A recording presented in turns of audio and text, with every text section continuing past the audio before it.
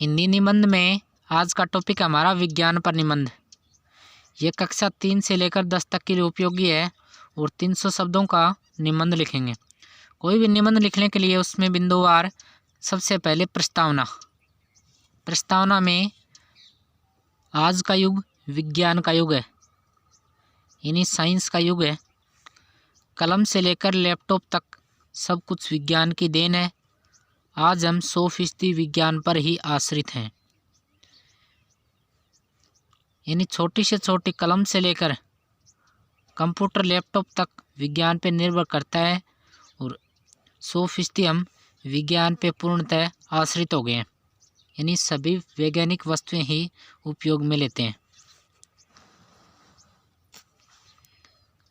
जब हम पीछे मुड़कर देखते हैं तो पाते हैं कि विज्ञान की दुनिया में कितनी तरक्की कर ली है।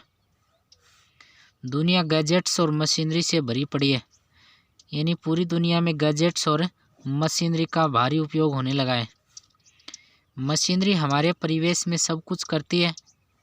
यह कैसे संभव हुआ? यह सब विज्ञान की मदद से संभव हुआ, यानी विज्ञान की मदद से ही मशीनरी और गैजेट्स आई है दुनिया में। इसके अलावा विज्ञान ने हमारे जीवन को आसान और आलसी बना दिया गया है। हमारे जीवन को आसान भी बनाया है और आलसी बनाया है, क्योंकि कार्य मेहनत से न होके मशीनरी की सहायता से होने लगा है।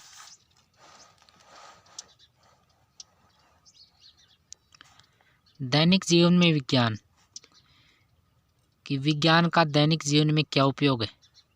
विज्ञान ने हमारे जीवन में कई बदलाव किए हैं। सबसे पहले परिवहन अब आसान है, यानी जो विज्ञान की वजह से परिवहन के साधन है वो हमारे समय की बचत करते हैं और आना जाना हर कार्य करना आसान बना दिया है। विज्ञान की मदद से अब लंबी दूरी तय करना आसान हो गया है। इसके अलावा यात्रा का समय भी कम हो गया है।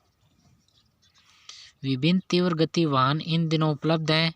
ये वाहन पूरी तरह से हमारे समाज का रूप बदल दिए गए हैं, यानी सामाजिक अंग हो गए हैं वाहन। विज्ञान ने भाप इंजन को विद्युत इंजन में बदल दिया है। पहले के समय में लोग साइकिल से यात्रा करते थे, लेकिन अब हर कोई मोटरसाइकिल और कारों में यात्रा करता है। इसमें समय और मेहनत बचती है। यह सब विज्ञान की मदद से ही संभव है।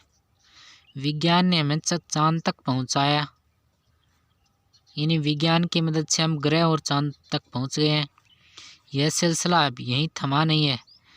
इसमें हम मंगल की भी एक झलक दी, यानी विज्ञान की वजह से हम मंगल ग्रह पर भी पहुंच चुके हैं। यह सबसे बड़ी उपलब्धियों में से एक है। इन दिनों वैज्ञानिक कई उपग्रह बनाते हैं, जिसकी वजह से हम हाई स्पीड इंटरनेट का इस्तेमाल कर पा रहे हैं। यानी जो इंटरनेट की सेवा है ये हाई-फाई सैटेलाइट की वजह से ही संभव हो पाई है। यहाँ तक कि हमें इसके बारे में जानकारी हुए बिना ही ये उपग्रह दिन रात पृथ्वी की परिक्रमा करते रहते हैं। यानी जो स्पेस में आकाश में उपग्रह स्थापित किए गए हैं ये पृथ्वी की परिक्रमा करते रहते हैं। अब इसका उपसंहार क्या है कि विज्ञान हमारे समाज की रीढ़ है, यानी जो मनुष्य में रीढ़ की हड्डी है वैसे ही समाज की रीढ़ की हड्डी किसको माना है? विज्ञान को। हमारे वर्तमान समय में विज्ञान में हमें बहुत कुछ दिया है। इसके कारण हमारे स्कूलों शिक्षक कम उम्र में ही विज्ञान पढ़ाते हैं। विज्ञान के बिना आज के जीवन की कल्पना भी नहीं की जा सकती है।